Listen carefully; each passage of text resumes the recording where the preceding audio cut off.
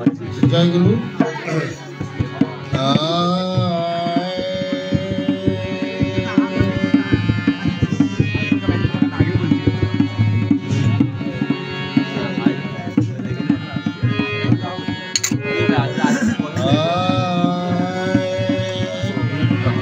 आज गुरु की कृपा से दिनाजपुर डिस्ट्रिक्ट सोजा मुर्शिद शिवनारायण स्वामी के जन्म जयंती उपलक्षे अगणित भक्त के आगमन एवं दूर दूरांतर से संत महंत के आगमन आज है शिवनारायण स्वामी के जन्म उपलक्षते आज दिनाजपुर डिस्ट्रिक्ट में ये जो उनका जन्म जयंती पालन होते एलाका भित्तिक अनेक भक्त के आगमन होकल बाटे काजे आज हमने के जो विभिन्न इलाका के संत महंत सब के एकत्र होकर आज हमने के गुरु जी के जन्म जयंती उद्यापन पालन करते और सब देश विदेश से जे जहाँ से हमने के ये वीडियो देखब सबे के मन में आनंद लेके तेने वीडियो सब दर्शन करब सब। जय गुरु जय विष्णु भगवान। हमने के शिवनारायण स्वामी के दोहा एवं एगो भजन कह के हमने के जो आलोचना में जाए। जय गुरु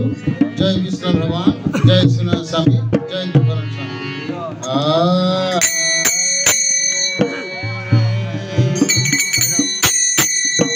संत मिलन के हो जाता है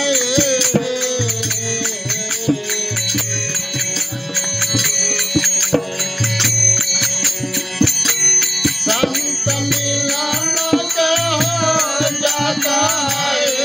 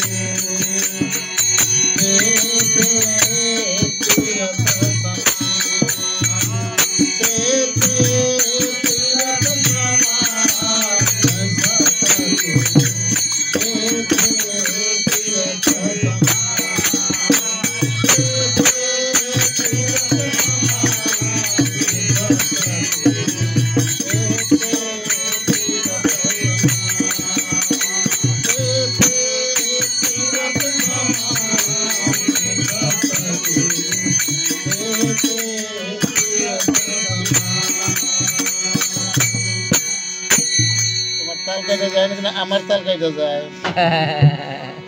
এনো হাজার লোক আছে হাজার লোক কিন্তু গান শুনবো না বুঝছো গান শুনমু আমি আর তুমি তোমার আমার তাল ঠিক হলে সবাই শুনে ভাল পারবো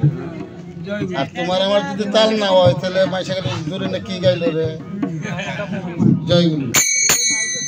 ভালোভাবে তুমি বাজাইও কিন্তু গুরুর ভজন। शिवनारायण स्वामी जो कहता हूँ जे हे भक्त लोग तो हम लोग ये दुनिया में आए बार लोग गुरु के कर्म करे खातिर ते गुरु के कर्म करे खातिर आई गए तो हम लोग जो हमारी कैसे गुरु मंत्र ले लो लोग और गुरु मंत्र लेला के पर तो हम लोग का हो बता लोग जान लोग संत हो गए लोग। गुरु मंत्र लेके आगे हमने रह जा काल और गुरु मंत्र लेला पर हमने भगवान जा संत और संत के कर्म करत करत जब हमने उच्चतर जाब जाओ ना तब तो संत बाबा जी के लेखा रो सब बन जाए मोहन हम रो सब चरण के धीरियो नहीं की बाबा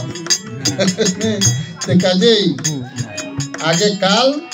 मंत्र लेला के परे संत गुरु के कर्म करते करते हो जाए तो संत से मोहन एक अधिक भाषा से कहला संत महंत।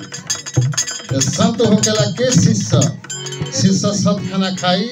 सत रास्ता में चली सत्कर्म करी सत के संगत करी तब वो की संत। तो भाषा के ओजन रहे पड़ी साधु गुरु वैष्णव को अगर भक्ति श्रद्धा में मन के डुबा के रखे पड़ी तब वो संत के कतार में चल गए। ये संत लोग के लिए शिवनारायण स्वामी कहते हुआ सुनय संत लोग